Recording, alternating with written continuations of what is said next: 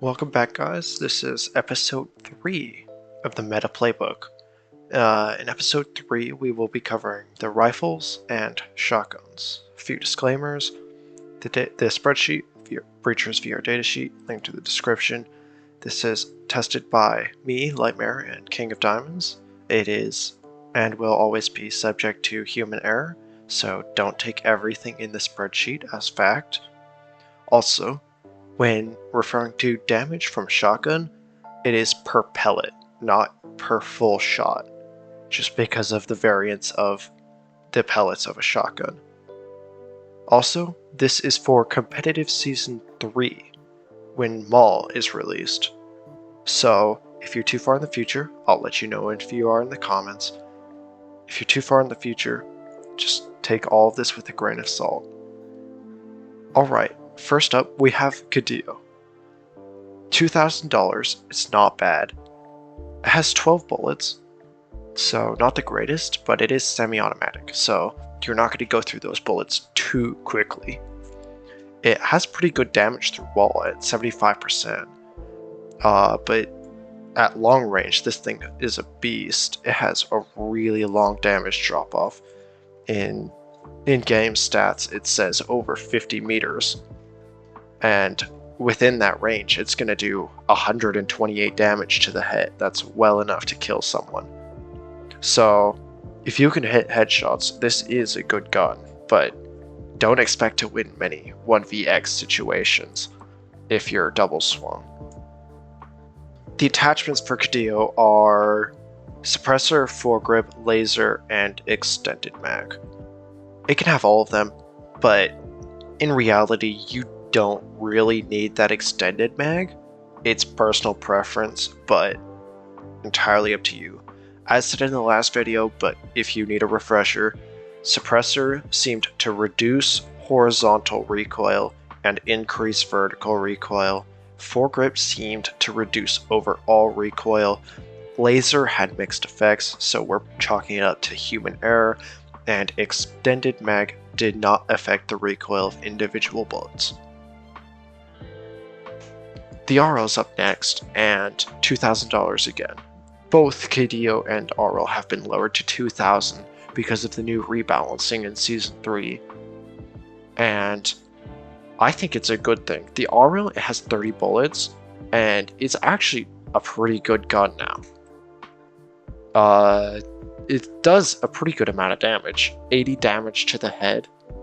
It does 24 to the body, so that's a headshot and a body shot as your optimal TTK, and it has 30 of them, so you can get pretty good kills, and it has some pretty good damage fall off as well. Even in family room upstairs, you're doing 72 to the head, which is one headshot and 2 body shots if you're going for that.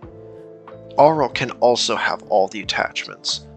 This means it can have foregrip, suppressor, extended mag, laser, and sight. Sight seems to have no effect. For Auril, I think extended mag is needed, and as said before, it doesn't seem to actually infect the recoil of bullets. The laser, as said before, likely human error, foregrip and suppressor, as said before, reduce overall recoil and reduce horizontal, increase vertical respectively. The Vezin, this has had a major price increase with the new meta rebalance. It's 3,200 now, and it's also had a major range nerf. It now only has up to 10 meters, so this is good for close range encounters, but if you're anything further, then you're only going to be doing around 80 to the head, so be careful there. It has an okay wallbang damage, but you're going through so many bullets, unless you have extended, you might as well just not use it for wallbangs. I personally use Marui now, but it's entirely personal preference between the two. The Vezin also can have all attachments. I think all of them are necessary for Vezin, besides maybe extended mag, but entirely personal preference. The Marui is supposedly the new meta right now. It only has 25 bullets, but with extended it has 31. It's 3200, just like the Vezin. It's been upped by 300. It has really good wallbang damage, just under the Cadillo at 75%. It does really good damage, 116 to the head at close range, with the same damage fall off as a Cadillo, so you're getting just as much bang for your buck.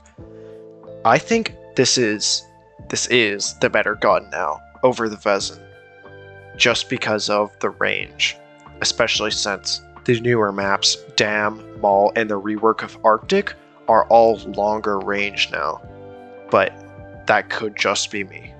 The Marui, this can also have all the attachments. I think every single attachment is needed in order to use Marui.